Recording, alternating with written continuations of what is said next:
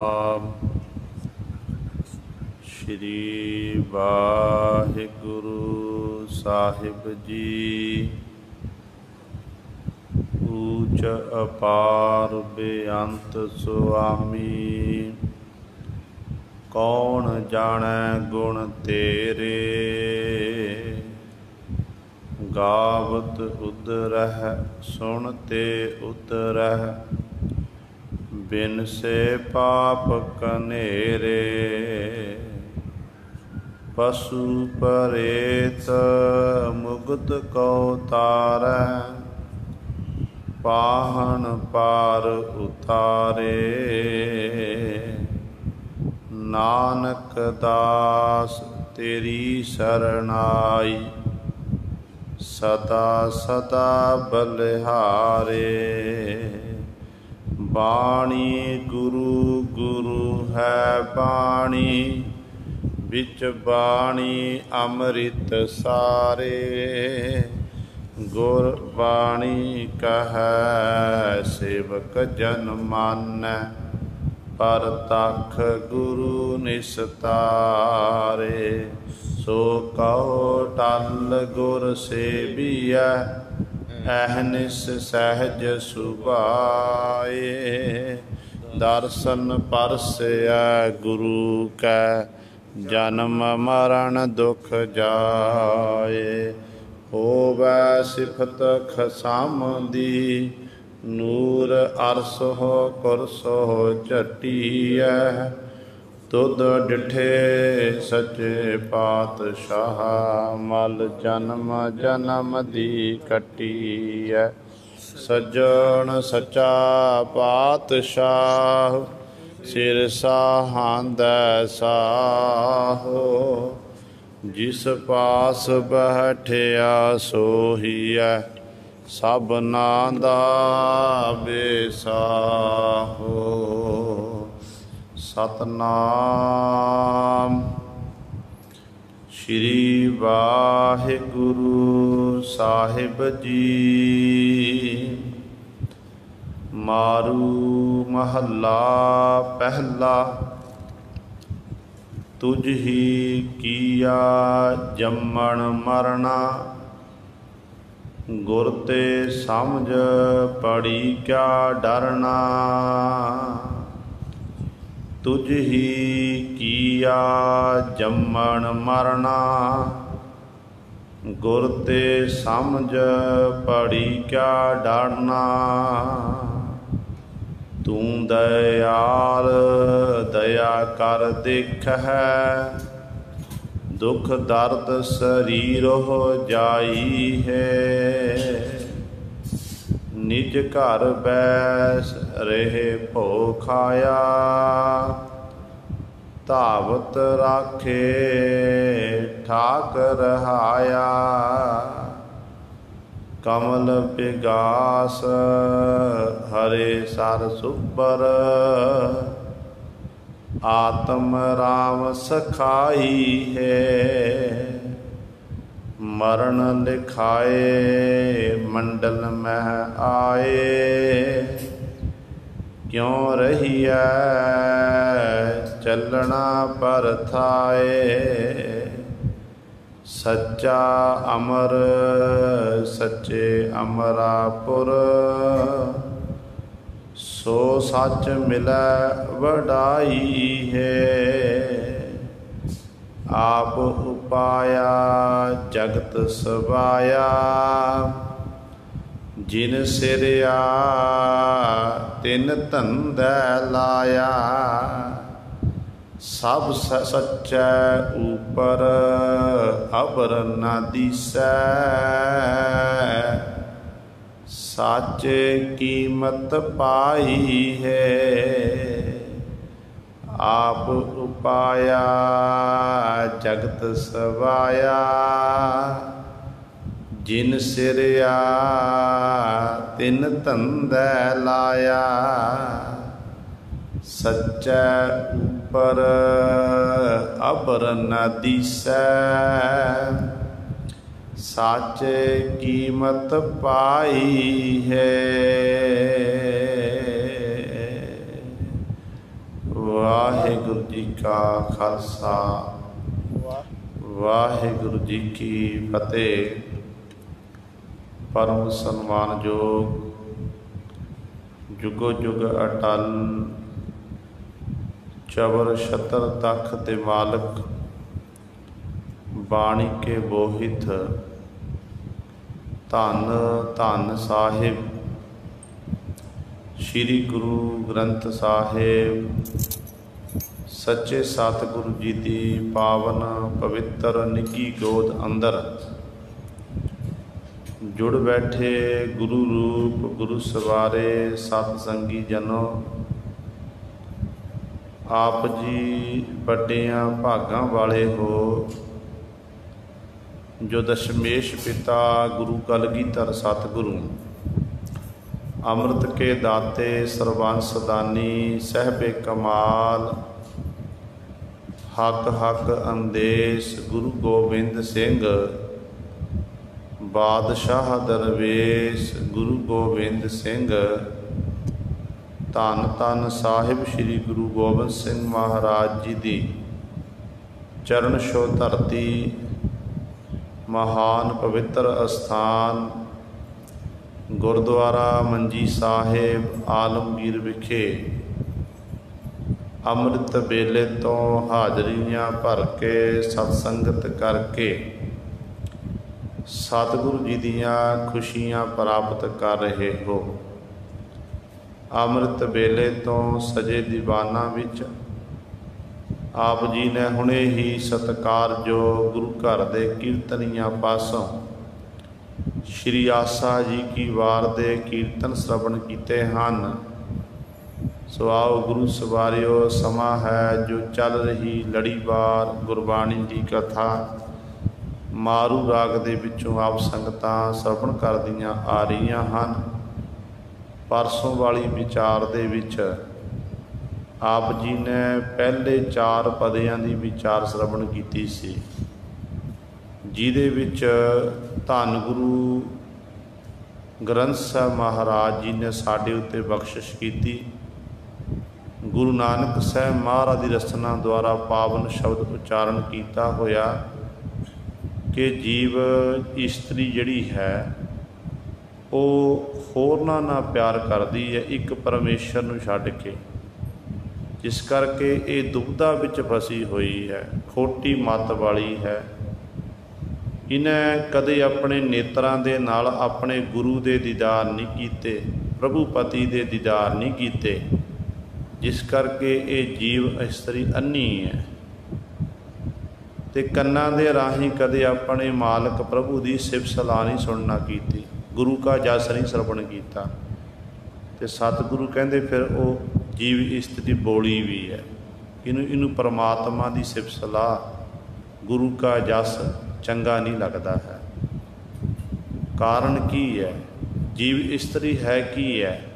ਕਹਿੰਦੇ ਇਹਦੇ ਅੰਦਰ ਇੱਕ ਸਰੀਰ ਹੈ, ਜਿਵੇਂ ਕੱਚੀ ਚੌੜੀ ਦਾ ਕਹਿੰਦੇ ਇਹ ਸਰੀਰ ਬਣਾਇਆ ਹੋਇਆ, ਕੱਚੀ ਮਿੱਟੀ ਦਾ, ਤੇ ਇਸ ਸਰੀਰ ਦੇ ਵਿੱਚ ਕਹਿੰਦੇ ਜੀਵ ਇਸਤਰੀ ਰਹਿ ਰਹੀ ਹੈ ਤੇ ਆਪਣੇ ਆਪ 'ਤੇ ਬੜਾ ਮਾਣ ਕਰਦੀ ਹੈ। ਪਰ ਕਹਿੰਦੇ ਅੱਜ ਨਹੀਂ ਤਾਂ ਕੱਲ੍ਹ ਜਿਵੇਂ ਤਿੜਕਿਆ ਹੋਇਆ ਘੜੇ ਵਿੱਚੋਂ ਪਾਣੀ ਸਾਰਾ ਖਤਮ ਹੋ ਜਾਂਦਾ ਨਾ, ਇਸੇ ਤਰ੍ਹਾਂ ਇਸ ਸਰੀਰ ਦੇ ਵਿੱਚੋਂ ਇੱਕ ਨਾ ਇੱਕ ਦਿਨ ਇਹ ਸਵਾਸਾਂ ਰੂਪੀ ਪੂੰਜੀ ਹੈ ਨਾ, ਇਹ ਸਾਰੀ ਮੁੱਕ ਜਾਣੀ ਹੈ।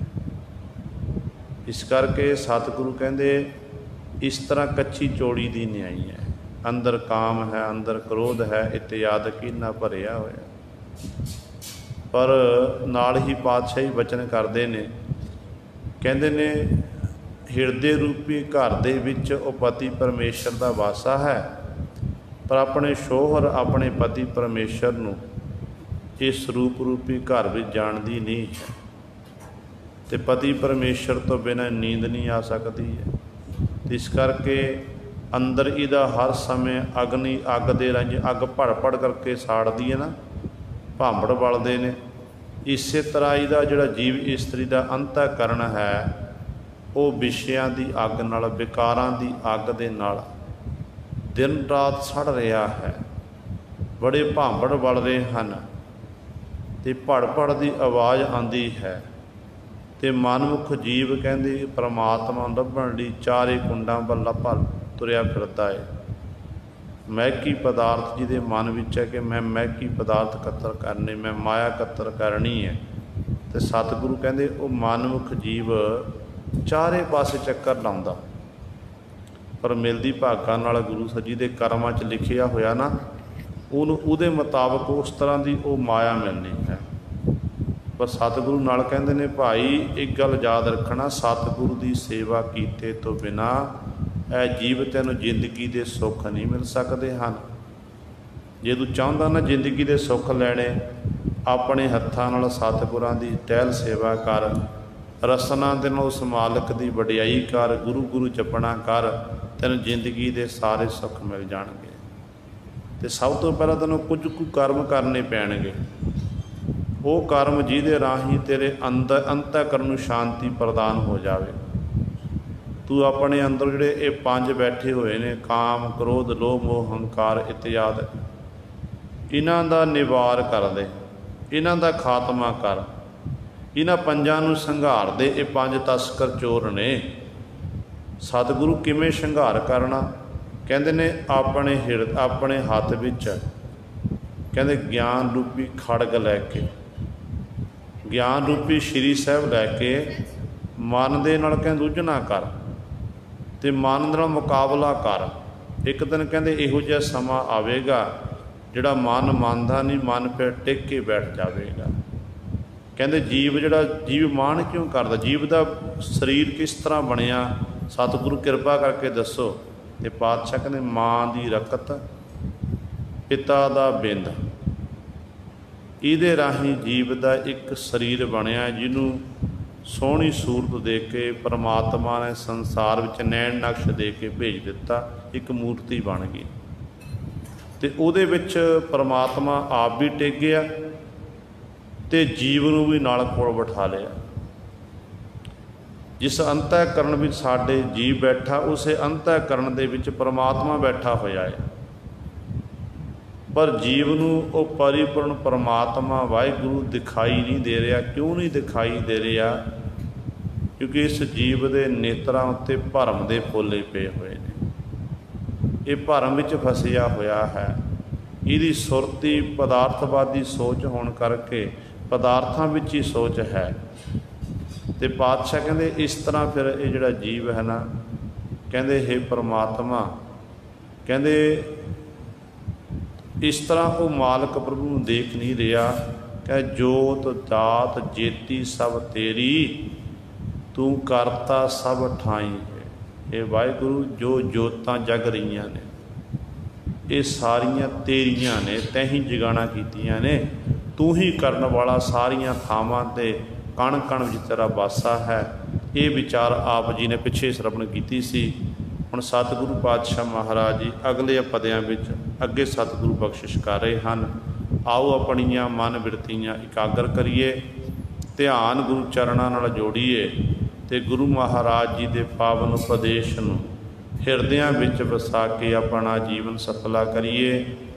ਕਰੋ ਸਾਰੇ ਆਪਣੀ ਰਸਨਾ ਪਵਿੱਤਰ, ਆਖੋ ਜੀ ਸਤਨਾਮ ਸ਼੍ਰੀ ਵਾਹਿਗੁਰੂ ਸਾਹਿਬ ਜੀ। ਤੁਝ ਹੀ ਕੀਆ ਜੰਮਣ ਮਰਨਾ, ਗੁਰ ਤੇ ਸਮਝ ਬੜੀ ਕਿਆ ਡਰਨਾ। ਗੁਰੂ ਸਾਹਿਬਾਨ ਜੀ ਬਖਸ਼ਿਸ਼ ਕਰਦੇ ਹਨ। ਸਤਿਗੁਰਾਂ ਨੂੰ ਸਵਾਲ ਕੀਤਾ ਕਿ ਪਾਤਸ਼ਾਹ ਜੀ, ਜੰਮਣ ਮਰਨ ਦਾ ਡਰ ਮਨ ਨੂੰ ਸਤਾਉਂਦਾ ਹੈ ਕਿ ਇੱਕ ਵਾਰੀ ਜਨਮ ਲਿਆ, ਫਿਰ ਜੀਵ ਮਰਦਾ, ਫਿਰ ਜਨਮ ਲੈਂਦਾ, ਫਿਰ ਮਰਦਾ। ਤੇ ਧੰਨ ਗੁਰੂ ਨਾਨਕ ਦੇ ਮਹਾਰਾਜ ਕਹਿਣ ਲੱਗੇ ਭਾਈ ਡਰਨਾ ਕਾਹਦਾ ਹੈ? ਜਿਹੜਾ ਜੰਮਣ ਮਰਨਾ ਹੈ ਇਹ ਪਰਮਾਤਮਾ ਨੇ ਹੀ ਪੈਦਾ ਕੀਤਾ ਹੈ। ਕਰਤੇ ਨੇ ਇਹ ਵਿਧਾਨ ਬਣਾਇਆ, ਜੋ ਜਨਮੇ ਸੋ ਜਾਨੁ ਮੂਆ। ਜਿਹੜਾ ਜਨਮ ਲੈ ਕੇ ਆਇਆ ਉਹਨੇ ਇੱਕ ਦਿਨ ਖਤਮ ਹੋਣਾ ਹੈ। ਜੇ ਮੰਨ ਲਿਆ ਜਾਵੇ, ਮਾਨੋ ਇੱਕ ਵਾਰੀ ਜਨਮ ਲੈ ਕੇ ਆ ਜਾਈਏ फिर दुबारा साडा मरना ना होवे। फिर देखो किन्नी गुरु सर जनसंख्या संसार में वध जानी सी, ते संसार विच रहण दे लई सानू अपने पैर टकाण दे थां नहीं मिलनी सी। जदों भी जिवें एक जिमीदार फसल बीजदा, बीज बीजिया, उन्होंने पानी लाया, खुराक दी समय समय अनुसार, फिर वो फसल हरी भरी हुई। हरी भरी होने तो बाद फिर फसल जो पक जाती है, तो पकण तो बाद फिर जिमीदार उस फसल को कटदा है, भाव खत्म कर दिंदा है। पता है ये 6 महीने की फसल है, तो हुण नवीं फसल बीजी जावेगी। तो इस तरह परमात्मा ने ये विधान बनाया होया, संसार विच जीवां नूं शरीर दे के भेजदा, उस तो बाद फिर वो शरीर नूं खत्म करदा। जिंद नहीं मरदी, आत्मा नहीं मरदी, आत्मा अमर है। आत्मा एक शरीर तो दूजा शरीर धारण कर लैंदी है, क्योंकि गुरबाणी विच पातशाह इस गल की गवाही देना कीती है। भगत जी कहते ने, कौन मूआ रे कौन मूआ, ब्रह्म ज्ञानी मिल करो विचारा, एह तो चलत पिया। ज्ञानवान पुरुषां नाल कहते जाके विचार करना करो भाई। जिहड़ा ये जीव संसार विच आया, उन्हें एक दिन चलिया जाना है। जिंद नहीं मरदी, जिंद अमर है। ते जीव दा शरीर मरदा, शरीर अज भी मरिया ते कल भी मरिया है, एक दिन खत्म होना है। जो गुरु सवारे परमात्मा ने चीज़ां बना दित्तियां ने, जो आपां बनिया संसार देखते हैं, जो कुछ भी आपां देखते हैं, ਵੱਡੇ ਵੱਡੇ ਦਰਖਤ ਨੇ, ਵੱਡੇ ਵੱਡੇ ਪਹਾੜ ਹਨ, ਵੱਡੇ ਵੱਡੇ ਸ਼ਹਿਰ ਵਸੇ ਹੋਏ ਨੇ, ਤੇ ਇੱਕ ਦਿਨ ਗੁਰੂ ਸਰੇ ਹਰ ਇੱਕ ਦਾ ਨਕਸ਼ਾ ਚੇਂਜ ਹੁੰਦਾ ਹੈ। ਜਿਹੜਾ ਘਰ ਅੱਜ ਅਸੀਂ ਬਣਾਉਣਾ ਕੀਤਾ, ਕੱਲ੍ਹ ਨੂੰ ਸਾਡੇ ਬੱਚਿਆਂ ਨੇ ਵੱਡੇ ਹੋਣਾ, ਤੇ ਬੱਚਿਆਂ ਨੇ ਆਖਣਾ ਕਿ ਅਸੀਂ ਆਪਣੇ ਮਨਪਸੰਦ ਦਾ ਘਰ ਤਿਆਰ ਕਰਨਾ। ਇਹ ਠੀਕ ਨਹੀਂ ਹੈ, ਸਹੀ ਨਹੀਂ ਹੈ। तो अगे उन्होंने बच्चों के बच्चे उन्होंने कहना ये ठीक नहीं, आप इस तरह का घर तैयार करना है। इस तरह गुरु सवारे फिर इस तरह ही परमात्मा ने यह विधान बनाया होया कि जिहड़ा एक बारी जन्म लैके आया, उन्हें एक दिन खत्म होना है। जो उपजियो सो बिनस है, परो आज कै काल, नानक हर गुण गाए ले, छाड़ सगल जंजाल। इत्थों तक गुरु तेग बहादुर साहब महाराज कहते चिंता कदी करनी, कि अणहोनी गल नहीं है। अज नहीं तो कल हर एक ने जाना है। धन गुरु तेग बहादुर पातशाह कहते ने, चिंता ताकी कीजी है, जो अणहोनी होए, एह मार्ग संसार को, नानक थिर नहीं कोय। इस संसार विच कहते कोई थिर नहीं रहने वाला। इस संसार जिहड़ा आया है, उन्हें संसार तो एक दिन कूच करना ही है। इस करके इत्थे सतगुरु पातशाह बचन करते हैं, कहते हे परमात्मा, जम्मण मरना ना ये तुझ ही किया, तुसां ने पैदा किया है। जिहड़े तुहानूं भा जांदे, चंगे लग जाते ने, उन्हां नूं फिर तुसीं जम्मण मरण तो रहत कर दिंदे हन। देखो गुरु साहिबान जी दा आपां बचन पढ़ते हैं, भगत कबीर साहिबान जी का गौड़ी राग शब्द आता है। तो भगत कबीर साहिबान जी परमात्मा की बंदगी कर रहे हैं। बंदगी करते हैं, अज वो अवस्था प्राप्त हो गई जिस अवस्था विच पहुँच के जीव दे प्रभु दे प्यारे दे मन च मौत का डर खत्म हो जाता है। मौत का डर खत्म हो जाना, बिल्कुल बेपरवाह हो जाना। वो अवस्था तक भगत कबीर साहिबान जी पहुँच गए। तो कबीर साहिबान को जग्यासू जन बैठे ने, ਤੇ ਮੌਤ ਦੇ ਪਰਥਾਏ, ਜੰਮਣ ਮਰਨ ਦੇ ਪਰਥਾਏ ਵਿਚਾਰ ਚੱਲ ਰਹੀ ਹੈ। ਤੇ ਭਗਤ ਕਬੀਰ ਸਾਹਿਬਾਂ ਜੀ ਸਾਰੀਆਂ ਦੀਆਂ ਗੱਲਾਂ ਬਾਤਾਂ ਸੁਣਦੇ ਰਹੇ। ਅਖੀਰ ਤੇ ਫਿਰ ਭਗਤ ਸਾਹਿਬਾਨ ਜੀ ਨੇ ਉੱਤਰ ਦੇਣਾ ਕੀਤਾ। ਕਹਿਣ ਲੱਗੇ, ਤੁਹਾਨੂੰ ਮੌਤ ਦਾ ਡਰ ਹੋਵੇਗਾ, ਪਰ ਮੈਨੂੰ ਮੌਤ ਦਾ ਡਰ ਬਿਲਕੁਲ ਨਹੀਂ ਰਿਹਾ। ਮੈਂ ਬਿਲਕੁਲ ਬੇਪਰਵਾਹ ਹੋ ਗਿਆ ਹਾਂ। ਕਹਿਣ ਲੱਗੇ, ਭਗਤ ਜੀ ਉਹ ਕਿਵੇਂ? ਆਪ ਜੀ ਕਿਰਪਾ ਕਰਕੇ ਵਿਸਥਾਰ ਨਾਲ ਸਮਝਾਵੋ। ਤੇ ਭਗਤ ਕਬੀਰ ਸਾਹਿਬਾਨ ਜੀ ਨੇ ਸ਼ਬਦ ਉਚਾਰਿਆ। ਕਹਿਣ ਲੱਗੇ, ਜਿਹ ਮਰਨੈ ਸਭ ਜਗਤ ਤਰਾਸਿਆ, ਕਿ ਜਿਸ ਮਰਨ ਦੇ ਨਾਲ ਸਾਰਾ ਜਗਤ ਡਰ ਰਿਹਾ ਮੌਤ ਤੋਂ, ਸੋ ਮਰਨਾ ਗੁਰ ਸ਼ਬਦ ਪ੍ਰਕਾਸ਼ਿਆ। ਕਹਿੰਦੇ ਉਹ ਮਰਨਾ ਮੇਰੇ ਗੁਰੂ ਨੇ ਮੈਨੂੰ ਸ਼ਬਦ ਦੇਣਾ ਕੀਤਾ। ਮੈਂ ਸ਼ਬਦ ਦੀ ਵਿਚਾਰ ਕੀਤੀ, ਭਾਵ ਪਰਮਾਤਮਾ ਦਾ ਨਾਮ ਜਪਿਆ, ਬੰਦਗੀ ਕੀਤੀ, ਤੇ ਮੇਰੇ ਹਿਰਦੇ ਅੰਦਰ ਗਿਆਨ ਦਾ ਪ੍ਰਕਾਸ਼ ਹੋ ਗਿਆ। ਐਸਾ ਪ੍ਰਕਾਸ਼ ਹੋਇਆ ਕਿ ਜਿਹਦੇ ਰਾਹੀਂ ਮੌਤ ਦਾ ਡਰ ਮੇਰੇ ਮਨ ਵਿੱਚੋਂ ਖਤਮ ਹੀ ਹੋ ਗਿਆ। ਜਿਹ ਮਰਨੈ ਸਭ ਜਗਤ ਰਾਸਿਆ, ਸੋ ਮਰਨਾ ਗੁਰ ਸ਼ਬਦ ਪ੍ਰਕਾਸ਼ਿਆ। ਮਰਨੋ ਮਰਨ ਕਹਿ ਸਭ ਕੋਈ, ਸਹਿਜੇ ਹੋਏ ਅਮਰ ਹੋਏ ਸੋਈ। ਕਹਿੰਦੇ ਸਾਰੇ ਕਹਿੰਦੇ ਮਰਨਾ ਮਰਨਾ ਇਸ ਤਰ੍ਹਾਂ ਕਹਿ ਰਹੇ ਨੇ। ਮਰਨਾ ਮਰਨਾ ਮੁੱਲਾ ਮਰਨਾ, ਭੀ ਕਰਤਾਰੋ ਡਰਨਾ, ਤਾਂ ਤੂੰ ਮੁੱਲਾ ਤਾਂ ਤੂੰ ਕਾਜੀ, ਜਾਣੈ ਨਾਮ ਖੁਦਾਈ। ਸਾਰੇ ਕਹਿ ਰਹੇ ਨੇ ਕਿ ਮਰਨਾ ਮਰਨਾ।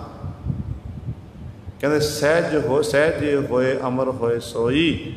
ਜਿਹੜੀ ਸਹਿਜ ਵਾਲੀ ਅਵਸਥਾ ਪ੍ਰਾਪਤ ਹੋ ਜਾਂਦੀ ਹੈ ਨਾ, ਆਤਮ ਅਡੋਲਤਾ ਵਾਲੀ ਅਵਸਥਾ, ਕਹਿੰਦੇ ਫਿਰ ਉਹ ਜਿਉਂਦਿਆਂ ਜੀ ਅਮਰ ਹੋ ਜਾਂਦੇ ਨੇ। ਜਿਉਂਦਿਆਂ ਜੀ ਅਮਰ ਭਾਵ ਮੌਤ ਬਿਲਕੁਲ ਬੇਪਰਵਾਹ ਹੋ ਜਾਣਾ ਮੌਤ ਤੋਂ, ਕਿ ਅੱਜ ਨਹੀਂ ਤਾਂ ਕੱਲ੍ਹ ਮੌਤ ਆਉਣੀ ਹੈ।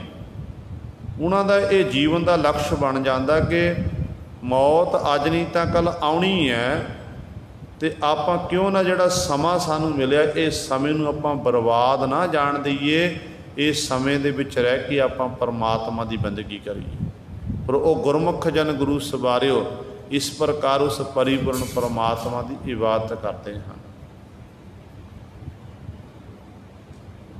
ਕਹੋ ਕਬੀਰ ਮਨ ਭਇਆ ਆਨੰਦਾ, ਗਿਆ ਭਰਮ ਰਹਿਆ ਪਰਮਾਨੰਦਾ। ਕਹਿੰਦੇ ਹੁਣ ਮੇਰੀ ਅਵਸਥਾ ਇਹੋ ਜਿਹੀ ਬਣ ਗਈ, ਮੈਨੂੰ ਕਹਿੰਦੇ ਆਨੰਦ ਪ੍ਰਾਪਤ ਹੋ ਗਿਆ। ਇਸ ਆਨੰਦ ਨੂੰ ਪ੍ਰਾਪਤ ਕਰਨ ਲਈ ਵੱਡੇ ਵੱਡੇ ਗੁਰੂ ਸਵਾਰਿਓ ਤਪਸਵੀ ਲੋਕ ਭਾਲ ਕਰ ਰਹੇ ਨੇ। ਉਹ ਆਨੰਦ ਕਿਸੇ ਵੇਲੇ ਨਸੀਬ ਹੁੰਦਾ ਹੈ। ਤੇ ਸਤਿਗੁਰ ਦੇ ਵਚਨ ਆਪਾਂ ਰੋਜ਼ਾਨਾ ਪੜ੍ਹਦੇ ਹਾਂ ਕਿ ਆਨੰਦ ਭਇਆ ਮੇਰੀ ਮਾਏ ਸਤਿਗੁਰੂ ਮੈਂ ਪਾਇਆ। ਆਨੰਦ ਆਨੰਦ ਸਭ ਕੋ ਕਹਿ, ਆਨੰਦ ਗੁਰੂ ਤੇ ਜਾਣਿਆ। ਉਸ ਆਨੰਦ ਨੂੰ ਆਪਾਂ ਗੁਰੂ ਪਾਸੋਂ ਪ੍ਰਾਪਤ ਕਰ ਸਕਦੇ ਹਾਂ। ਤੇ ਭਗਤ ਜੀ ਕਹਿੰਦੇ ਮੇਰੇ ਮਨ 'ਚ ਆਨੰਦ ਪੈਦਾ ਹੋ ਗਿਆ, ਤੇ ਐਸੀ ਅਵਸਥਾ ਬਣ ਗਈ। ਗਿਆ ਭਰਮ, ਜਿਹੜਾ 5 ਪ੍ਰਕਾਰ ਦਾ ਭਰਮ ਮੇਰੇ ਮਨ 'ਚ ਪਿਆ ਹੋਇਆ ਸੀ ਨਾ, ਉਹ ਭਰਮ ਖਤਮ ਹੋ ਗਿਆ। ਤੇ ਪਰਮਾਨੰਦ ਪਰਮੇਸ਼ਰ ਵਾਹਿਗੁਰੂ ਨੂੰ ਮੈਂ ਪ੍ਰਾਪਤ ਕਰ ਲਿਆ, ਉਹਦੀ ਮੈਨੂੰ ਪ੍ਰਾਪਤੀ ਹੋ ਗਈ ਹੈ। ਤੇ ਇਸ ਤਰ੍ਹਾਂ ਜਿਹੜੇ ਰੱਬ ਦੇ ਪਿਆਰੇ ਨੇ ਗੁਰੂ ਸਵਾਰਿਓ, ਉਹ ਬੇਪਰਵਾਹ ਹੋ ਜਾਂਦੇ ਨੇ। ਉਹਨਾਂ ਨੂੰ ਮੌਤ ਦੀ ਪਰਵਾਹ ਨਹੀਂ ਹੁੰਦੀ, ਪਤਾ ਕਿ ਅੱਜ ਨਹੀਂ ਤਾਂ ਕੱਲ੍ਹ ਖਤਮ ਹੋਣਾ ਹੈ। ਤੇ ਸਤਿਗੁਰੂ ਇੱਥੇ ਬਚਨ ਕਰਦੇ ਹਨ ਕਿ ਪ੍ਰਮਾਤਮਾ ਜਿਹੜਾ ਜੰਮਣ ਮਰਨਾ ਨਾ, ਇਹ ਜੰਮਣ ਮਰਨਾ ਤੇਰਾ ਹੀ ਪੈਦਾ ਕੀਤਾ ਹੋਇਆ। ਤੂੰ ਹੀ ਜੀਵਾਂ ਨੂੰ ਖਿਣ ਮਾਤਰ ਵਿੱਚ ਪੈਦਾ ਕਰ ਦਿੰਦਾ, ਖਿਣ ਮਾਤਰ ਵਿੱਚ ਆਪ ਜੀ ਜੀਵਾਂ ਦਾ ਸ਼ਿੰਗਾਰ ਕਰ ਦਿੰਦੇ ਹੋ। ਇਹ ਸਾਰੀ ਆਪ ਜੀ ਦੀ ਖੇਡ ਹੈ। ਤੇ ਪਾਤਸ਼ਾਹ ਫਿਰ ਇਹ ਸਮਝ ਕਿੱਥੋਂ ਪੈਂਦੀ ਹੈ? ਤੇ ਸਤਿਗੁਰੂ ਅਗਲੀ ਪੰਕਤੀ ਬਖਸ਼ਿਸ਼ ਕਰਦੇ ਹਨ, ਕਹਿੰਦੇ ਗੁਰ ਤੇ ਸਮਝ ਪੜੀ ਕਿਆ ਡਰਨਾ। ਕਹਿੰਦੇ ਗੁਰੂ ਆਪਣੇ ਗੁਰੂ ਦੇ ਸਨਮੁਖ ਹੋਇਆ, ਗੁਰੂ ਪਾਤਸ਼ਾਹ ਦੇ ਚਰਨਾਂ 'ਚ ਅਰਜ਼ੋਈ ਕੀਤੀ, ਗੁਰੂ ਨੇ ਉਪਦੇਸ਼ ਬਖਸ਼ਿਆ, ਉਪਦੇਸ਼ ਦਾ ਧਾਰਨੀ ਬਣਿਆ। ਤੇ ਗੁਰੂ ਨੇ ਸਮਝਾ ਦਿੱਤਾ ਕਿ ਸਿੱਖਾ ਕਿਉਂ ਡਰਦਾ, ਅੱਜ ਨਹੀਂ ਤਾਂ ਕੱਲ੍ਹ ਖਤਮ ਹੋਣਾ ਹੀ ਹੈ। ਸਰੀਰ ਫਾਨੀ ਹੈ, ਮਿੱਟੀ ਹੈ, ਮਿੱਟੀ ਨੇ ਖੇ ਹੋਣਾ ਹੀ ਇੱਕ ਦਿਨ। फिर भाई डरना का क्या डरना, क्यों डर रहा, डरन की लोड़ नहीं है। फिर उस जीव कहते इस तरह मेरे मन विचों फिर ये डर खत्म हो गया। गुरु ही जदों एक गल याद रखियो कि जदों जगियासू परमात्मा की बंदगी करता, जीव बंदगी शुरू करता है, उदों आरंभता करता मौत के डर नूं मुख रख के कि एक दिन मेरी मौत आनी है तो ਜਿਹੜੇ ਮੈਨੂੰ ਸਮਾਂ ਮਿਲਿਆ मैं परमात्मा की इबादत कर लवां। ਜਦੋਂ फिर वो भजन बंदगी वाला ज्यों ज्यों अभ्यास करता जाता, एक दिन फिर अपनी मंजिल तक पहुँच जाता, तो उदों गुरु सवारे फिर वो जीव मौत नूं मखौल करन लग पैंदे ने। मौत नूं फिर मखौल करते हैं, क्यों पता है उन्होंने, कहते भाई जिहड़ा जम्मण मरना उस मालक के हथ विच है, असीं खेडां खेडण लई आए हाँ, तो जिस दिन खेड समाप्त होगी उस दिन संसार तो सानूं जाना पवेगा।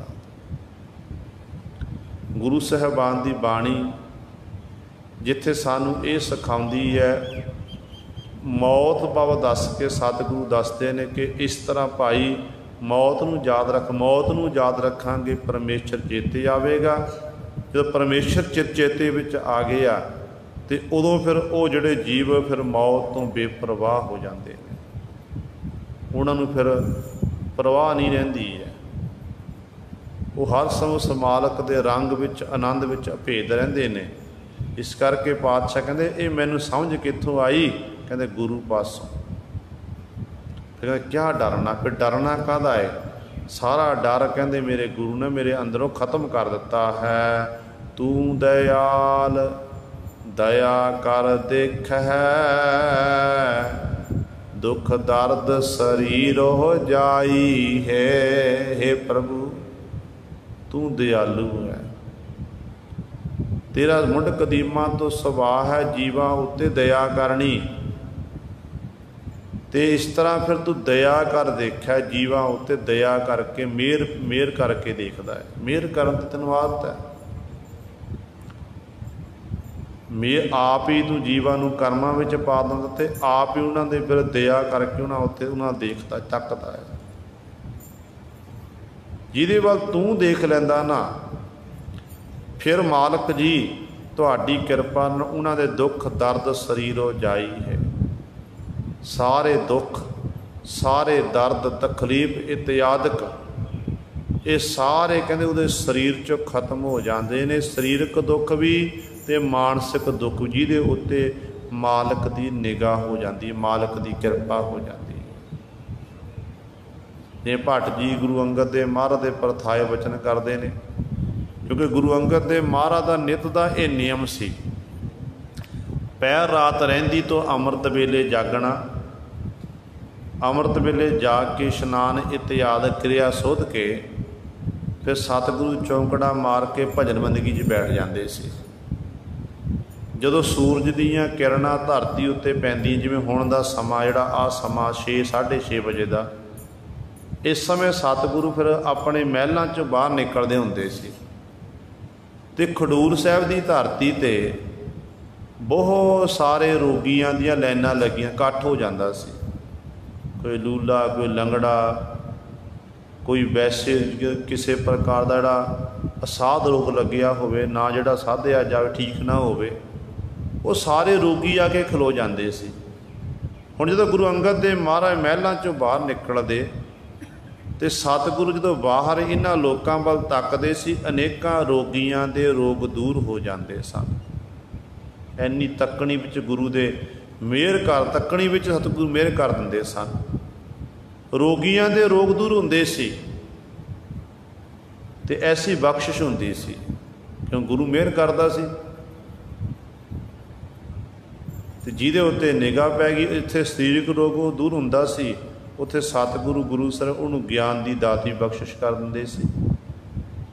तो भट्ट जी ने देखिया, टलनामे भट्ट जी ने देखिया कि देखो कि गुरु अंगद देव महाराज ऐसियां खेडां वरता रहे ने, जिस रोग की निवृत्ति लई ये लोग बड़े बड़े वैदां कोल जांदे, हकीमां कोल जांदे ने, वो रोग ठीक नहीं हो रहा, ਤੇ ਗੁਰੂ ਅੰਗਦ ਦੇ ਮਹਾਰਾਜ ਕਿਰਪਾ ਦ੍ਰਿਸ਼ਟੀ ਕਰਦੇ ਨੇ, ਖਿਣ ਮਾਤਰ ਦੇ ਵਿੱਚ ਵੱਡੇ ਵੱਡੇ ਰੋਗਾਂ ਦਾ ਸਤਿਗੁਰੂ ਖਾਤਮਾ ਕਰ ਰਹੇ ਨੇ। ਤੇ ਭੱਟ ਜੀ ਨੇ ਫਿਰ ਗੁਰੂ ਸਵਾਰੇ ਆਪਣੀ ਰਸਨਾ ਤੋਂ ਸਤਿਗੁਰਾਂ ਦੀ ਸਿਫਤ ਸਲਾਹ ਵਿੱਚ ਸ਼ਬਦ ਉਚਾਰਿਆ, ਜੋ ਭੱਟਾਂ ਦੇ ਸਵੀਆਂ ਵਿੱਚ ਦਰਜ ਹੈ ਕਿ ਅਮਿਆ ਦ੍ਰਿਸ਼ਟ ਸੁਭ ਕਰੈ, ਹਰੈ ਅਗ ਪਾਪ ਸਕਲ ਮਲ, ਕਾਮ ਕ੍ਰੋਧ ਅਰ ਲੋਭ ਮੋਹ, ਬਸ ਕਰੈ ਸਭੈ ਬਲ, ਸਦਾ ਸੁਖ ਮਨ ਵਸੈ, ਦੁਖ ਸੰਸਾਰ ਹੈ ਖੋਵੈ, ਗੁਰ ਨਭ ਨਿਧ ਦਰਿਆਓ, ਜਨਮ ਹਮ ਕਾਲਖ ਧੋਵੈ, ਸੋ ਕਹੋ ਟਲ ਗੁਰ ਸੇਵੀਐ, ਅਹਨਿਸ ਸਹਿਜ ਸੁਭਾਏ, ਦਰਸ਼ਨ ਪਰਸਿਆ ਗੁਰੂ ਕੈ, ਜਨਮ ਮਰਨ ਦੁਖ ਜਾਏ। ਜਿਸ ਗੁਰੂ ਦੇ ਦਰਸ਼ਨ ਕਰਨ, ਚਰਨ ਸਪਰਸ਼ ਕਰਨ ਨਾਲ ਸਾਰੇ ਜਨਮ ਮਰਨ ਦੇ ਦੁੱਖ ਚਲੇ ਜਾਂਦੇ ਨੇ। ਤੇ ਗੁਰੂ ਤਾਂ ਐਡਾ ਵੱਡਾ ਡਾਢਾ ਹੈ ਗੁਰੂ ਸਵਾਰਿਓ। ਇਸ ਤਰ੍ਹਾਂ ਗੁਰੂ ਸਾਡੇ ਰੋਗਾਂ ਦੀ ਨਿਵਰਤੀ ਕਰਦਾ, ਗੁਰੂ ਸਾਡੇ ਦੁੱਖਾਂ ਦਾ ਖਾਤਮਾ ਕਰਨ ਵਾਲਾ ਹੈ। ਇਸ ਕਰਕੇ ਗੁਰੂ ਦੇ ਲੜ ਲੱਗਣਾ ਅਤੀ ਜ਼ਰੂਰੀ ਹੈ। ਪਾਤਸ਼ਾਹ ਕੇ ਬਚਨ ਕਰਦੇ ਨੇ ਕਿ ਵਾਹਿਗੁਰੂ ਤੂੰ ਹੀ ਕਹਿੰਦੇ ਪਰਮਾਤਮਾ ਤੂੰ ਦਿਆਲੂ ਹੈ, ਤੂੰ ਦਇਆ ਦਾ ਘਰ ਹੈ। ਜੀ ਜਦੋਂ ਜਿਹਦੇ ਉੱਤੇ ਤੈਨੂੰ ਤੇਰਾ ਮਨ ਕਰਦਾ ਕਿ ਫਲਾਣੇ ਉੱਤੇ ਮੈਂ ਬਖਸ਼ਿਸ਼ ਕਰਾਂ, ਮਿਹਰ ਕਰਾਂ, ਕਹਿੰਦੇ ਉਹਦੇ ਬਾਅਦ ਦਇਆ ਦ੍ਰਿਸ਼ਟੀ ਨਾਲ ਦੇਖਦਾ, ਤੂੰ ਦਇਆ ਦ੍ਰਿਸ਼ਟੀ ਨਾਲ ਦੇਖਦਾ, ਮਿਹਰ ਕਰ ਦਿੰਦਾ ਹੈ। ਜਿਹਦੇ ਬਾਅਦ ਤੁਹਾਡੀ ਨਿਗਾਹ ਪੈ ਜਾਂਦੀ ਹੈ, ਫਿਰ ਮਾਲਕ ਜੀ ਉਹਦੇ ਅੰਦਰ ਦੁੱਖ ਦਰਦ ਤਕਲੀਫ ਸਾਰੇ ਸਰੀਰ ਵਿੱਚ ਚਲੇ ਜਾਂਦੇ ਨੇ। ਉਹ ਬਿਲਕੁਲ ਤੰਦਰੁਸਤ ਨਰੋਆ ਹੋ ਜਾਂਦਾ ਹੈ। ਨਿਜ ਕਰ ਬੈਸ ਰਹੇ ਭੋ ਖਾਇਆ, ਧਾਵਤ ਰਾਖੇ ਠਾਕਰ ਰਹਾਇਆ। ਫਿਰ ਜਿਹਦੇ ਉੱਤੇ ਹੁਣ ਗੁਰੂ ਦੀ ਬਖਸ਼ਿਸ਼ ਹੁੰਦੀ, ਮਿਹਰ ਹੁੰਦੀ ਹੈ, ਤੇ ਪਾਤਸ਼ਾਹ ਕਹਿੰਦੇ ਫਿਰ ਉਹ ਆਪਣੇ ਸਰੂਪ ਰੂਪੀ ਘਰ ਵਿੱਚ ਬੈਠ ਜਾਂਦਾ, ਨਿਜ ਆਸਣ ਵਿੱਚ ਬੈਠ ਜਾਂਦਾ, ਧਿਆਨ ਜੁੜ ਜਾਂਦਾ।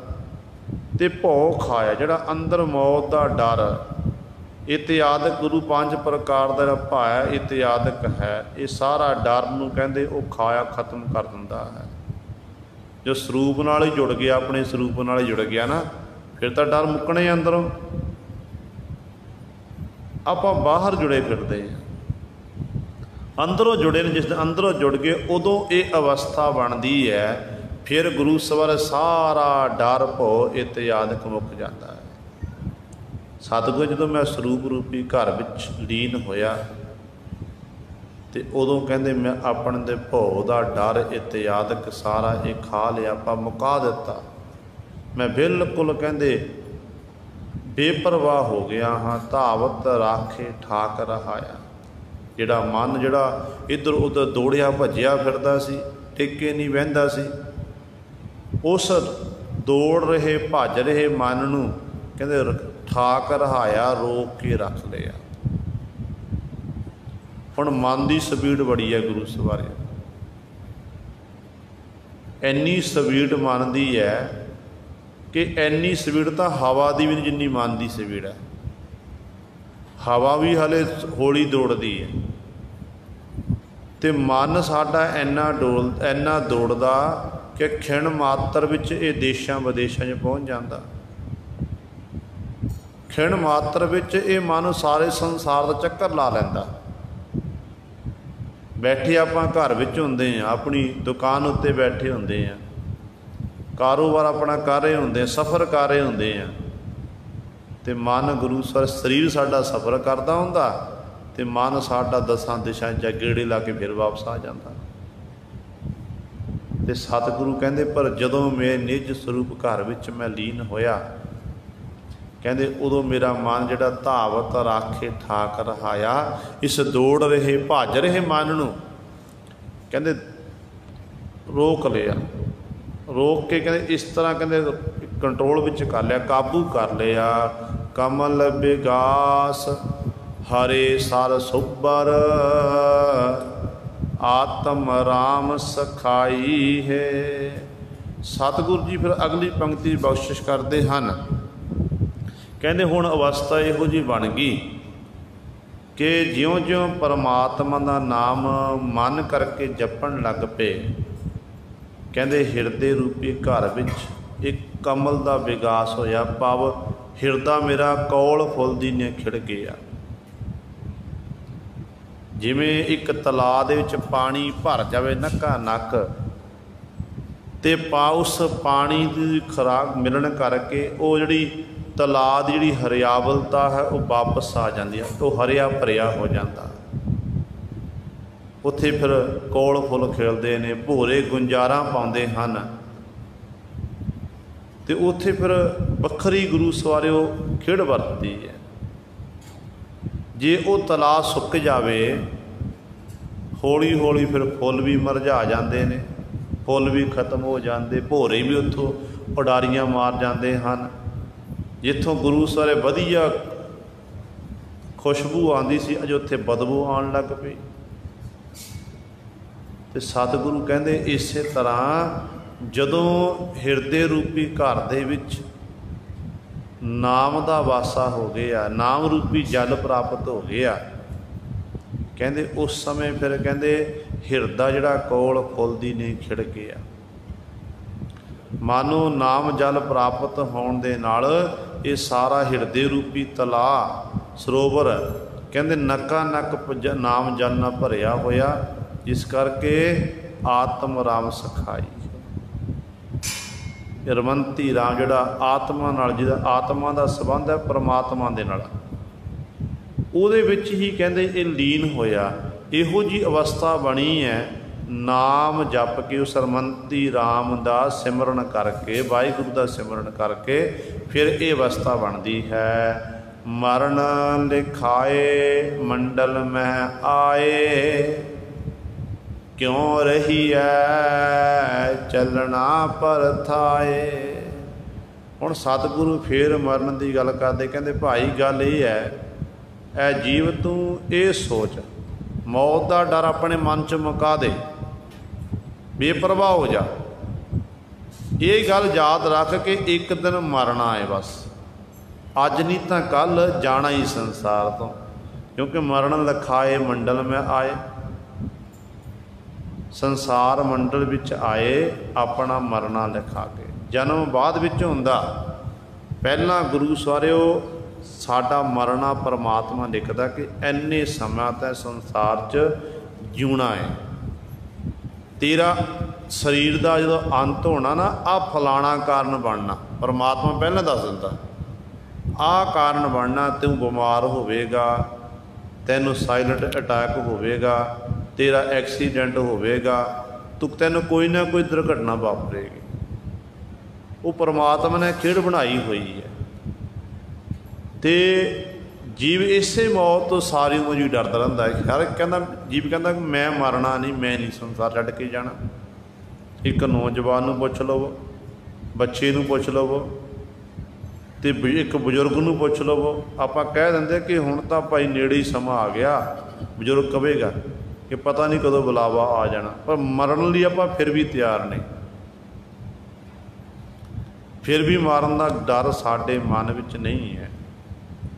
ਗੱਲਾਂ ਕਹਿ ਦੇਣੀਆਂ, ਅਤੇ ਜਿਸ ਦਿਨ ਸਾਡੇ ਅੰਦਰ ਮੌਤ ਦਾ ਡਰ ਪੈਦਾ ਹੋ ਗਿਆ ਨਾ, ਉਸ ਦਿਨ ਗੁਰੂ ਸਵਾਰੇ ਫਿਰ ਆਪਾਂ ਨੂੰ ਇਹੋ ਜਿਹੀ ਖੇਡ ਵਰਤਣੀ ਹੈ ਕਿ ਉਦੋਂ ਫਿਰ ਸਾਡੇ ਮਨ ਦੀ ਅਵਸਥਾ ਕੁਝ ਹੋਰ ਹੋਵੇ। ਇੱਕ ਮੁੱਖੋਂ ਕਹਿ ਦੇਣਾ ਅਤੇ ਇੱਕ ਮੌਤ ਦਾ ਡਰ ਮਨ 'ਚ ਰੱਖਣਾ। ਦੇਖੋ, ਇੱਕ ਮਹਾਤਮਾ ਜਿਹੜਾ ਬੜਾ ਅੰਮ੍ਰਿਤ ਵੇਲੇ ਉੱਠਦਾ, ਬੰਦਗੀ ਕਰਦਾ, ਪ੍ਰਭੂ ਪਰਮਾਤਮਾ ਦੇ ਗੁਣਾਂ ਦਾ ਗਹਿਣ ਕਰਦਾ ਹੈ, ਅਤੇ ਬੜੀ ਮਹਾਤਮਾ ਦੀ ਗੁਰੂ ਚੜ੍ਹਦੀ ਕਲਾ, ਲੋਕ ਬੜਾ ਸਤਿਕਾਰ ਕਰਦੇ ਨੇ। ਇੱਕ ਨੌਜਵਾਨ ਆ ਗਿਆ, ਨੌਜਵਾਨ ਉਸ ਸੰਤ ਜੀ ਨੂੰ ਆ ਕੇ ਨੇ ਸਜਦਾ ਕੀਤਾ, ਨਮਸਕਾਰ ਕੀਤੀ,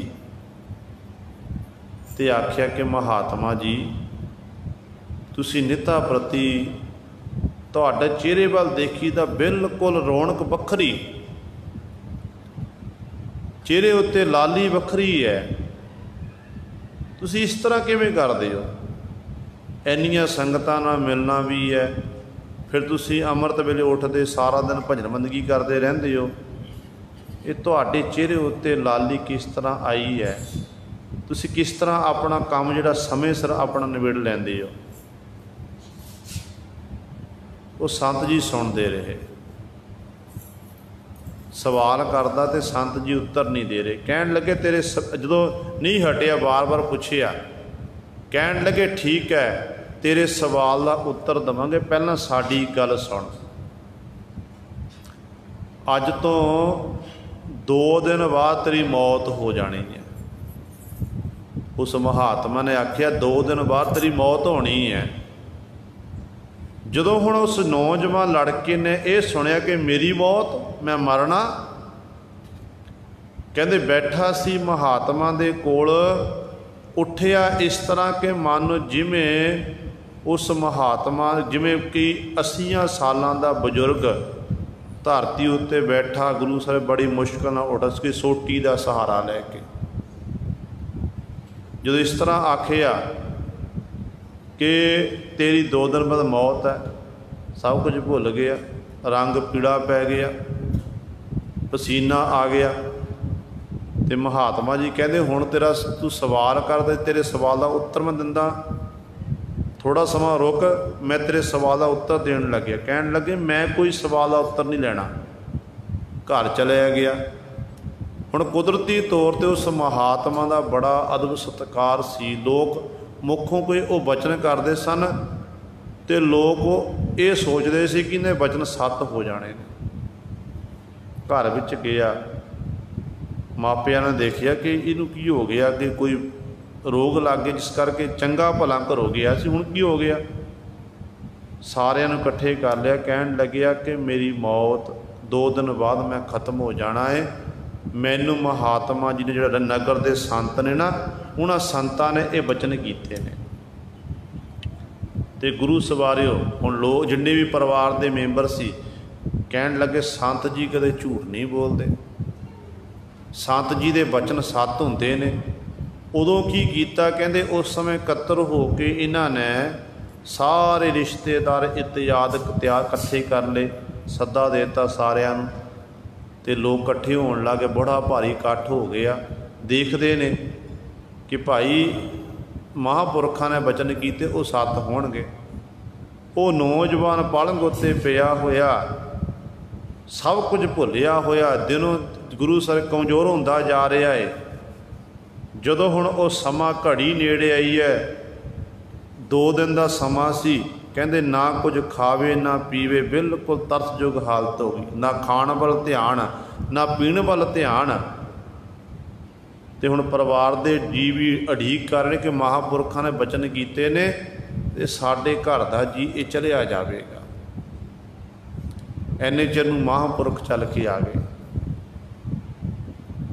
ਜਦੋਂ ਮਹਾਂਪੁਰਖਾਂ ਦਾ ਆਉਣਾ ਸੁਣਿਆ, ਨੌਜਵਾਨ ਕੋਲ ਬੈਠ ਗਏ, ਕਹਿਣ ਲੱਗੇ ਤੂੰ ਸਵਾਲ ਕਰ, ਮੈਂ ਤੇਰੇ ਸਵਾਲ ਦਾ ਉੱਤਰ ਦੇਣ ਆਇਆ ਹਾਂ, ਸਵਾਲ ਕਰ।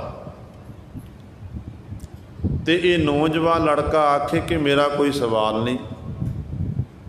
ਕਹਿਣ ਲੱਗੇ ਨਹੀਂ, ਤੂੰ ਨਿੱਤਾ ਪ੍ਰਤੀ ਮੇਰੇ ਡੇਰੇ 'ਚ ਆਉਂਦਾ ਸੀ, ਮੈਨੂੰ ਸਵਾਲ ਕਰਦਾ ਸੀ, ਮੈਂ ਤੇਰੇ ਸਵਾਲ ਦਾ ਉੱਤਰ ਨਹੀਂ ਦਿੰਦਾ ਸੀ, ਦੁਬਾਰਾ ਫਿਰ ਸਵਾਲ ਕਰ, ਤੇਰੇ ਸਵਾਲ ਦਾ ਉੱਤਰ ਦੇਣ ਆਇਆ ਹਾਂ, ਤੂੰ ਮੇਰੇ ਇਸ ਧਿਆਨ ਨਾਲ ਗੱਲ ਸੁਣਨਾ ਕਰ। ਜਦੋਂ ਇਸ ਤਰ੍ਹਾਂ ਮਹਾਂਪੁਰਖਾਂ ਨੇ ਆਖਿਆ, ਕਹਿੰਦੇ 1 ਵਾਰੀ 2 ਵਾਰੀ ਆਖਿਆ, 3 ਵਾਰੀ ਆਖਿਆ, ਅਤੇ ਅਖੀਰ 'ਤੇ ਇਹ ਨੌਜਵਾਨ ਬੜੀ ਉੱਚੀ ਆਵਾਜ਼ ਬੋਲਿਆ, ਕਹਿਣ ਲੱਗਿਆ ਮੈਂ ਮਰਨ ਲੱਗਿਆ ਹਾਂ ਅਤੇ ਤੁਸੀਂ ਮੈਨੂੰ ਕਹਿ ਰਹੇ ਵੀ ਆਪਣੇ ਸਵਾਲ ਦਾ ਉੱਤਰ ਲੈਣਾ, ਕਿ ਮੇਰਾ ਕੋਈ ਸਵਾਲ ਨਹੀਂ ਹੈ। ਅਤੇ ਮਹਾਂਪੁਰਖ ਕਹਿਣ ਲੱਗੇ ਤੈਂ ਨਹੀਂ ਮਰਨਾ। ਜਦੋਂ ਕੰਨਾਂ ਵਿੱਚ ਆਵਾਜ਼ ਪਈ ਤੈਂ ਨਹੀਂ ਮਰਨਾ, ਤੇਰੀ ਮੌਤ ਨਹੀਂ ਆਈ ਹੈ, ਅਤੇ ਚਿਹਰੇ ਦੀ ਫਿਰ ਚਿਹਰੇ ਉੱਤੇ ਪਹਿਲਾਂ ਵਾਲੀ ਰੌਣਕ ਆ ਗਈ। ਇਹ ਗੱਲ ਸੁਣ ਕੇ ਸਾਰੇ ਪਰਿਵਾਰ ਦੇ ਜੀਅ ਬੈਠੇ ਨੇ। ਕਹਿਣ ਲੱਗਿਆ ਮਹਾਂਪੁਰਖ ਕੀ ਆਖਦੇ ਹੋ। ਕਹਿਣ ਲੱਗੇ ਇਹ ਸੱਚ ਹੈ, ਕੋਈ ਤੇਰੀ ਮੌਤ ਨਹੀਂ ਆਈ ਹੈ, ਜਦੋਂ ਆਣੀ ਹੈ ਅਤੇ ਪ੍ਰਮਾਤਮਾ ਨੇ ਕਿਸੇ ਨੂੰ ਦੱਸਣਾ ਵੀ ਨਹੀਂ ਹੈ, ਦਬੋਚ ਕੇ ਲੈ ਜਾਣਾ ਹੈ। ਇਹ ਜਿਹੜਾ ਤੂੰ ਮੈਨੂੰ ਨਿੱਤਾ ਪ੍ਰਤੀ ਸਵਾਲ ਕਰਦਾ ਸੀ ਨਾ, ਮੈਂ ਉਸ ਸਵਾਲ ਦਾ ਉੱਤਰ ਦੇਣ ਦਿੱਤਾ ਏ। ਤੂੰ ਪੁੱਛਿਆ ਸੀ ਕਿ ਤੁਸੀਂ ਕਿਵੇਂ ਪਹਿਰ ਰਾਤ ਰਹਿੰਦੇ, ਤੁਸੀਂ ਜਾਗਦੇ ਹੋ, ਕਿਵੇਂ ਤੁਹਾਡੇ ਚਿਹਰੇ ਉੱਤੇ ਰੌਣਕ ਹਰ ਸਮਾਂ ਵੱਖਰੀ ਰਹਿੰਦੀ ਹੈ, ਇਸ ਤਰ੍ਹਾਂ ਤੁਸੀਂ ਸਾਰਾ ਆਪਣੇ ਜੀਵਨ ਦਾ ਨਿਰਵਾਹ ਕਰਦੇ ਹੋ।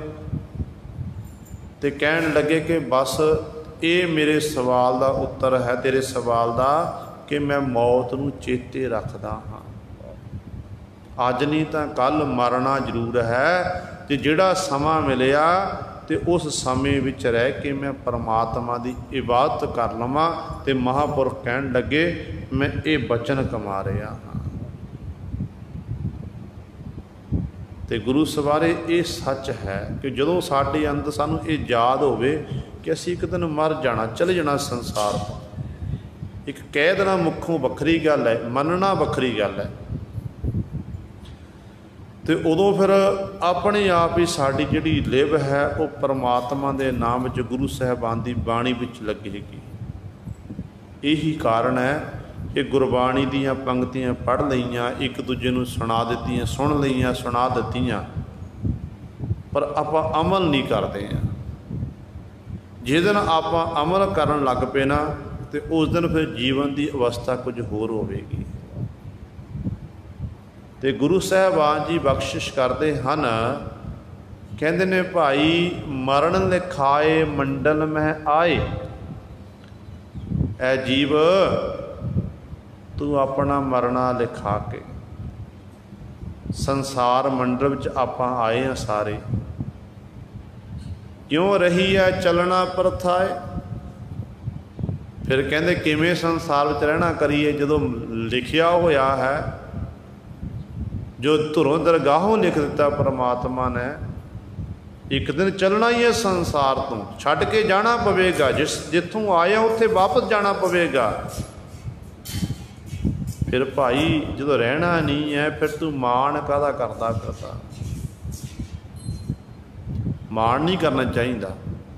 ਮਨੁੱਖ ਨੂੰ ਆਦਤ ਹੈ ਧਨ ਸੰਪਦਾ ਦਾ ਮਾਣ, ਆਪਣੀ ਜਵਾਨੀ ਦਾ ਮਾਣ, ਜੋਬਨ ਜਵਾਨੀ ਦਾ ਮਾਣ, ਆਪਣੇ ਸੁੰਦਰ ਘਰ ਦਾ ਮਾਣ, ਆਪਣੀ ਇਸ ਤਰ੍ਹਾਂ ਸਰੀਰ ਦਾ ਮਾਣ। ਇਸ ਤਰ੍ਹਾਂ ਗੁਰੂ ਸਵਾਰੇ ਇਹ ਮਾਣ ਵਿੱਚ ਸਾਰੀ ਉਮਰ ਡੁੱਬੇ ਰਹਿੰਦਾ। ਤੇ ਇਸ ਮਾਣ ਨੂੰ ਆਪਾਂ ਤਿਆਗਣਾ ਹੈ। ਪਤਾ ਨਹੀਂ ਕਦੋਂ ਗੁਰੂ ਸਵਾਰੇ ਮਾਲਕ ਦਾ ਬੁਲਾਵਾ ਆ ਜਾਣਾ। ਵੱਡੇ ਵੱਡੇ ਜਿਹੜੇ ਆਪਣੇ ਆਪ ਨੂੰ ਪਹਿਲਵਾਨ ਕਹਾਉਣ ਵਾਲੇ ਸਨ, ਉਹ ਵੀ ਸੰਸਾਰ ਤੋਂ ਚਲੇ ਗਏ, ਤੇ ਆਪਾਂ ਵੀ ਚਲੇ ਜਾਣਾ ਹੈ। ਸਤਿਗੁਰੂ ਕਹਿੰਦੇ ਜਦੋਂ ਫਿਰ ਚਲੇ ਜਾਣਾ ਸੰਸਾਰ ਤੋਂ, ਫਾਨੀ ਸੰਸਾਰ ਨੂੰ ਛੱਡ ਕੇ ਜਾਣਾ ਹੈ, ਕਹਿੰਦੇ ਭਾਈ ਫਿਰ ਭਾਈ ਦੱਸ ਤੂੰ ਕਿਉਂ ਮਾਣ ਕਰਦਾ। ਇੱਥੋਂ ਤਾਂ ਇੱਕ ਦਿਨ ਜਾਣਾ ਹੀ ਹੈ। ਸੱਚਾ ਅਮਰ ਸੱਚੇ ਅਮਰਾਪੁਰ, ਸੋ ਸੱਚ ਮਿਲੈ ਵਡਾਈ ਹੈ। ਤੇ ਸਤਿਗੁਰੂ ਜੀ ਫਿਰ ਸੱਚਾ ਕੌਣ ਹੈ। ਜੇ ਜੀਵ ਸਾਰੇ ਜੀਵਾਂ, ਜਿੰਨੇ ਜੀਵ ਜੰਤੂ ਨੇ, ਹਰ ਇੱਕ ਨੇ ਮਰਨਾ ਹੈ, ਇਹ ਅਟਲ ਸੱਚਾਈ ਹੈ। ਫਿਰ ਕੌਣ ਅਮਰ ਹੈ, ਅਮਰ ਕੌਣ ਰਹਿਣ ਵਾਲਾ। ਤੇ ਪਾਤਸ਼ਾਹ ਸੱਚਾ ਅਮਰ ਪਰਮਾਤਮਾ ਅਮਰ ਹੈ, ਜਿਹੜਾ ਨਾ ਮਰਦਾ, ਜੰਮਣ ਮਰਨ ਤੋਂ ਉਹ ਰਹਿਤ ਹੈ। ਉਹਦੀ ਪੁਰੀ ਵੀ ਅਮਰਾ ਹੈ, ਅਮਰਾਪੁਰੀ ਹੈ। ਪਰਮਾਤਮਾ ਦੀ ਪੁਰੀ ਵੀ ਅਮਰ ਹੈ, ਜਿੱਥੇ ਉਹ ਰਹਿੰਦਾ। ਹੁਣ ਰਹਿੰਦਾ ਉਹ ਸਾਰੀਆਂ ਥਾਵਾਂ 'ਤੇ, ਕਣ ਕਣ ਵਿੱਚ। ਉਹਦਾ ਜਿੱਥੇ ਬੈਠ ਕੇ ਉਹ ਜੀਵਾਂ ਦੀ ਸੰਭਾਲ ਕਰਦਾ ਹੈ, ਜੀਵਾਂ ਨੂੰ ਦੇਖ ਰਿਹਾ ਹੈ, ਜੀਵਾਂ ਪਾਸੋਂ ਕਾਰ ਕਰਾ ਰਿਹਾ, ਉਹ ਪੂਰੀ ਵੀ ਅਮਰ ਹੈ। ਤੇ ਸੋ ਸੱਚ ਮਿਲੈ ਵਡਾਈ ਹੈ। ਉਹ ਸੱਚੇ ਪਰਮੇਸ਼ਰ ਦੇ ਨਾਮ ਨੂੰ ਪ੍ਰਾਪਤ ਕਰਕੇ, ਜਿਹਨੂੰ ਨਾਮ ਮਿਲ ਜਾਂਦਾ ਨਾ, ਉਹਨੂੰ ਫਿਰ ਸੰਸਾਰ ਵਿੱਚੋਂ ਵਡਿਆਈਆਂ ਮਿਲਦੀਆਂ, ਮਾਣ ਸਨਮਾਨ ਮਿਲਦਾ ਹੈ। ਕੁਦਰਤੀ ਤੌਰ 'ਤੇ ਆਪਾਂ ਦੇਖ ਲਈਏ, ਪਿਛੋਕੜ ਲੰਘਿਆ ਜੋ ਸਮਾਂ, ਜਿਸ ਨੇ ਪਰਮਾਤਮਾ ਦਾ ਨਾਮ ਜਪਿਆ, ਉਹਨਾਂ ਨੂੰ ਸਨਮਾਨ ਮਿਲਿਆ, ਉਹਨਾਂ ਨੂੰ ਵਡਿਆਈ ਮਿਲੀ। ਅੱਜ ਤੱਕ ਆਪਾਂ ਯਾਦ ਕਰਦੇ ਹਾਂ, ਅਤੇ ਅੱਗੇ ਵੀ ਯਾਦ ਕਰਦੇ ਰਹਾਂਗੇ। ਉਹਨਾਂ ਦੇ ਕਾਰਜ ਪਰਮਾਤਮਾ ਨੇ ਆਪ ਸਵਾਰੇ ਨੇ। ਸਤਿਗੁਰ ਦੇ ਬਚਨਾਂ ਪੜ੍ਹਦੇ ਹਾਂ ਕਿ ਜਿਨ ਜਿਨ ਨਾਮ ਧਿਆਇਆ, ਤਿਨ ਕੇ ਕਾਜ ਸਰੇ, ਹਰ ਗੁਰ ਪੂਰਾ ਆਰਾਧਿਆ, ਦਰਗ ਹੈ ਸੱਚ ਖਰੇ। ਉਹ ਮਾਲਕ ਦੀ ਦਰਗਾਹ ਵਿਖੇ ਸੱਚਿਆਰ ਬਣ ਜਾਂਦੇ ਨੇ। ਇਸ ਕਰਕੇ ਗੁਰੂ ਸਵਾਰੇ ਪਾਤਸ਼ਾਹ ਕਹਿੰਦੇ ਭਾਈ ਸੱਚ ਮਿਲੈ ਵਡਾਈ ਹੈ। सच्चे नाल जुड़, वाहिगुरू नाल जुड़, तैनूं वडियाई मिलेगी, तैनूं मान सन्मान मिलेगा। आप उपाया जगत सबाया, जिन सिरिया तिन धंधै लाया। सतगुरु जी ये जगत किहदा पैदा किया होया? ते पातशाह कहंदे ने जिन्ना भी सारा जगत है सवाया दा सारा, कि जिन्ना भी सारा जगत उस मालक प्रभु ने आप ही पैदा किया है, आप ही पैदा करदा ते आप ही फिर गुरु सारे जगत का संघार भी आप करने वाला, खात्मा करने वाला भी आप है। इस करके वो वाहिगुरु ने ये शरीर इस तरह बनाना किया है, कपड़ रूप सुहावना छड़ दुनिया अंदर जावना, इस तरह की हालत है। मंदा चंगा अपना आपे ही कीता पावना। जो कर्म ने जो आप भोग रहे, किसी को सुख है किसी को दुख है, कि अपने मंदे चंगे कर्म अपने ने। जे किसी को आप किसी का दिल दिखाना सब तो बड़ा गुनाह है गुरु सवारे। महापुरख वचन करते होंदे सी कि किसी का दिल ना दिखाना करो, किसी का दिल दिखाना ये सब तो बड़ा पाप मन्निया गया। तो इस करके गुरु सवारिओ ये मंदे चंगी आप कर्म आप बीजते हैं, जो बीजिया ना वो आप प्राप्त कर रहे हैं।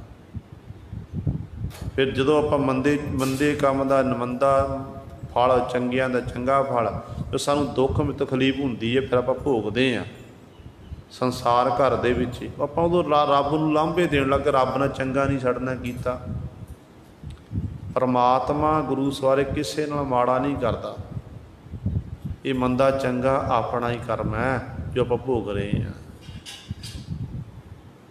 कीते गुनाह की सज़ा मिलनी है। संसार देखदा ते जीव भोगदा है।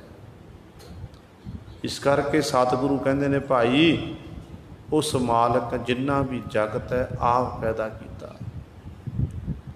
उस मालक ने पैदा किया ते जिन सिरिया तिन धंधै लाया। जिस मालक ने सृजना किया ना उसने ही फिर जीवां नूं धंधियां विच ला दिता, भाव माया की दौड़ भज विच ला दिता। दिन रात जीव दौड़िया भजिया फिरदा कि इधरों प्राप्त उधरों प्राप्त हो जावे। इस तरह सारा दिन धंधियां विच ही रह, धंधा करता रह गया, भाई रहा ना बंद। इहो जी हालत हो गई। सच्चै ऊपर अवर ना दिसै, साचे कीमत पाई है। इस करके पातशाह वचन करते हैं अखीरली पंक्ति च कि सच्चै ऊपर अवर ना दिसै। सच्चा परमेश्वर वाहिगुरू सतगुरु जी उहदे उपर होर भी कोई है? ये सवाल किया गुरु नानक साहब महाराज नूं कि आप जी ने उस परमेश्वर नूं एडा वड्डा दसिया ते पातशाह सच तो उपर कुछ होर भी है? गुरु नानक पातशाह कहण लगे नहीं, उस तो उपर कोई दिसदा नहीं है, उही है बस।